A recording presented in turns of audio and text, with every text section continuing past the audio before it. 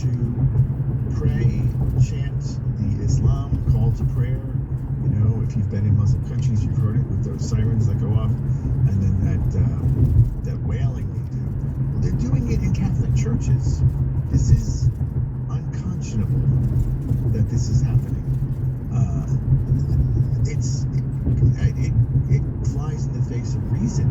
Why, with the great history and tradition of all the Catholic prayers and hymns and chants that we have, would you invite an Islam call to prayer into a Catholic church? Why would you do that? I do not understand what's going on. And we have to pray for these people to come into the fullness of the truth and turn away from all these distractions and, quite frankly, blasphemous things that are happening. It's out of control. So, if this happens in your church, please call your bishop and say, Bishop, this is not acceptable in the Catholic Church. We do not want an Islam call to prayer in a Catholic Church. And get a group of people together to sign a petition to stop it. It needs to come to the front if it's going to be stopped. And they hide in secrecy and do these things under the radar.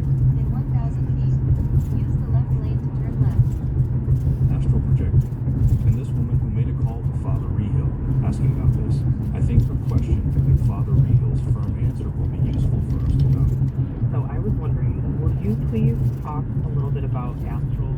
Turn left on West Ventura Lake Road.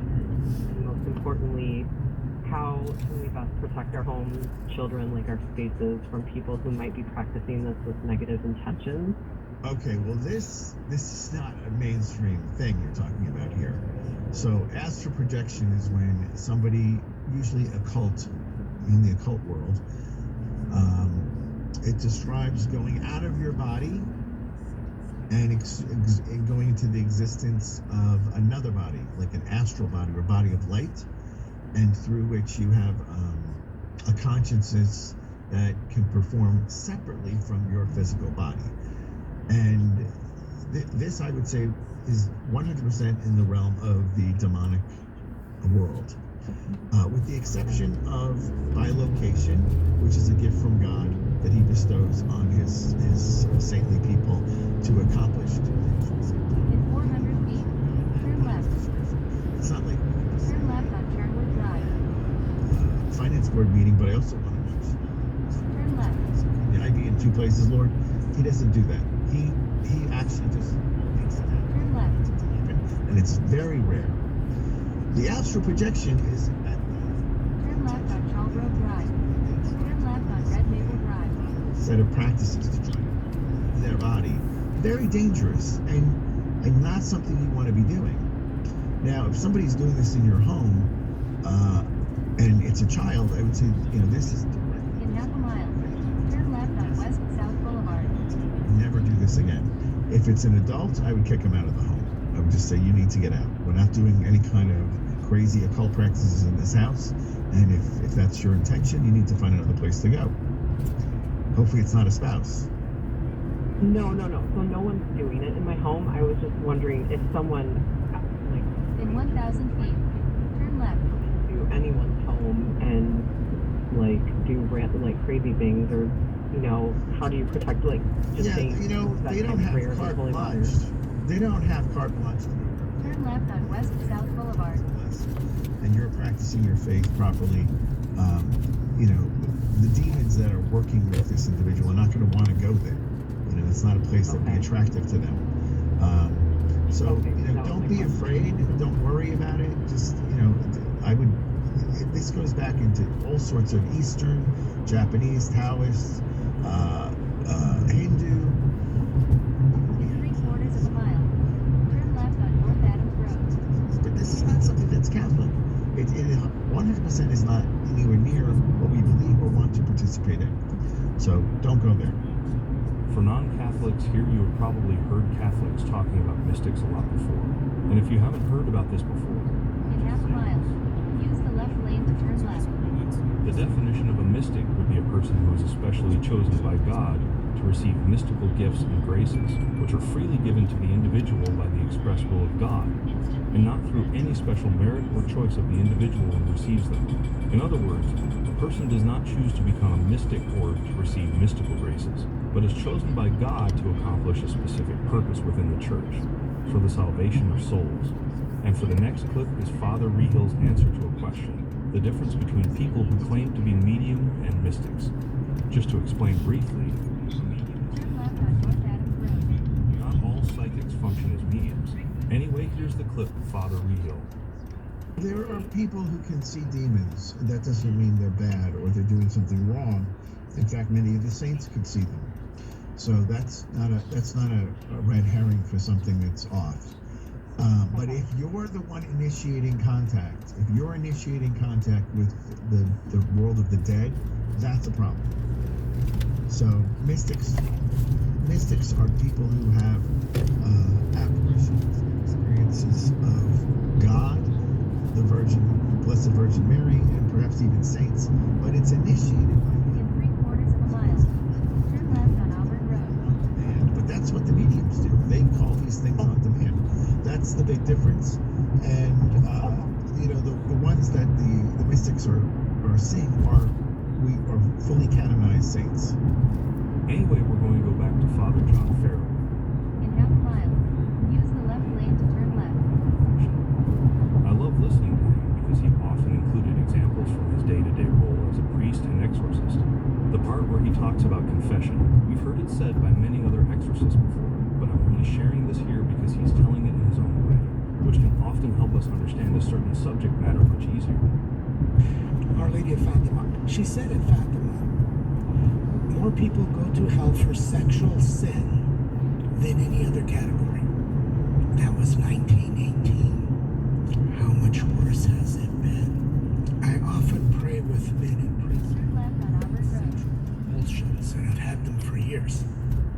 We go through a very long confession, because usually there's a lot of things that happened when they were young that they never confessed.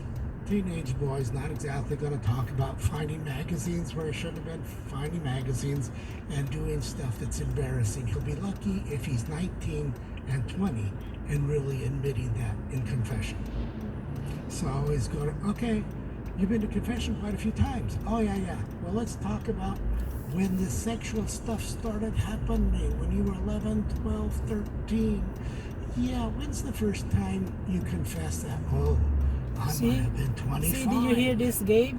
And when you It's tell like the sexual, father I know at it's a 25 sin. that, yeah, pornography is kind of like a problem and it's really all over the internet. In half a mile, turn right on North Squirrel Road. Times we need to clean it all because the devil will say, well, you're mine, you do these things. Disobedient, sinful. These are my entryways.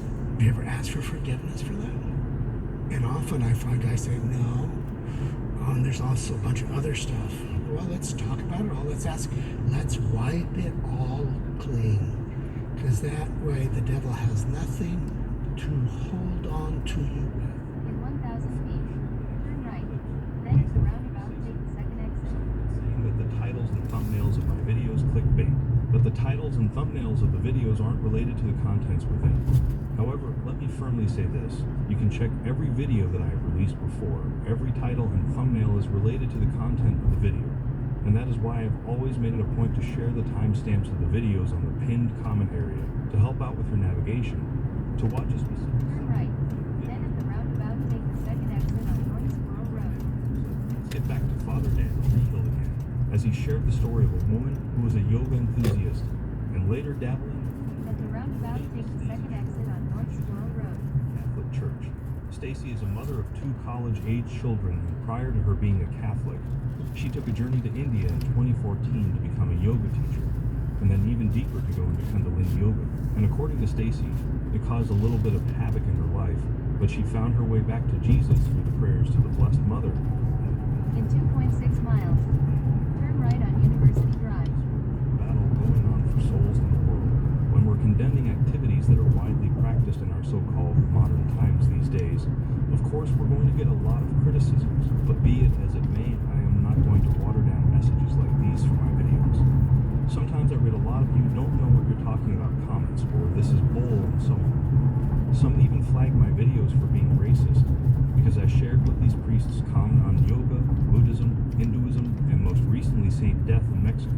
But I am not going to stop sharing what these priests are saying, just like what Father Rehill shared here. Yeah. I have a friend who went to a psychic and she saw a statue of the Blessed Mother on the table next to the psychic, and she thought, oh, she must be good.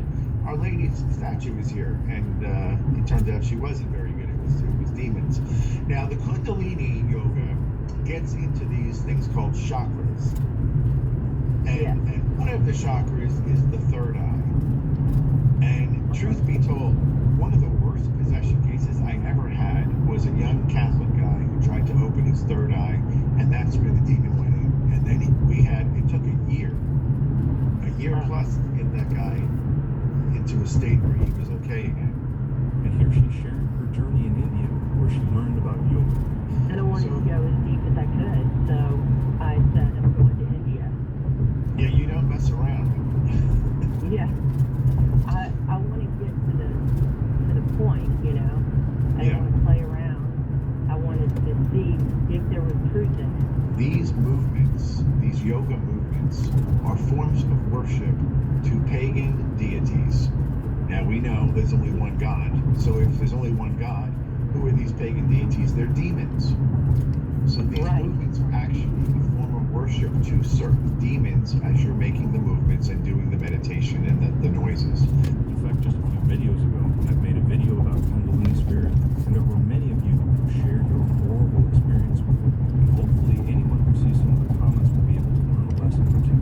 I'm sorry for the interruption, but let's get back to Stacy and Father Rehill. So I went, you know, you go to the teacher training, there's so many parts of the ritual. You know, you wake up at 4 o'clock in the morning and you do cleansing, and then you do yoga for an hour in the hot Indian sun, and you journal, and you do breath work, and you chant. And when I found Kundalini yoga, it was so much deeper. And it was, I thought, exactly the same.